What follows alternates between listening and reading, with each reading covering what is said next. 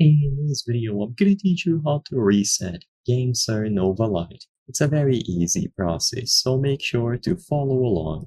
Resetting your Nova Lite controller is incredibly simple. To do this, you will need to press a specific combination of buttons, so you can either reset the profile that you are using or do a factory reset altogether. The reset button is going to be available at the back of the controller. So if you have this model, the Nova Lite, and you look at the back, you will see this small opening. You will most likely need to use some form of tool, for example, a SIM opening clip, or maybe anything that can get inside of this tiny space. So this is how it looks like in actuality. All that you have to do is insert the tool here and press it down for a few seconds. By doing this, it is going to perform a factory reset on your Nova Lite.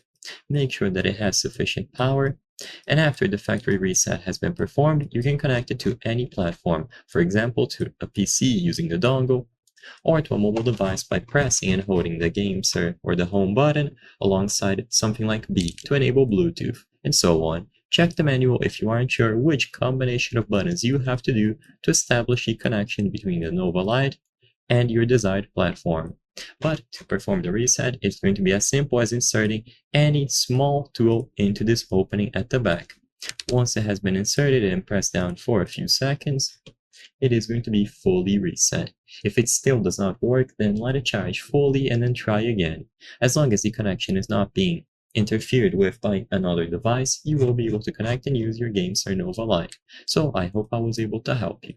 If this video helped you, please consider subscribing. As you can see, according to the channel metrics, 83% of the people watching our videos are not subscribed. By subscribing, you can help us make higher quality videos. Thank you for watching, and I'll see you on the next one.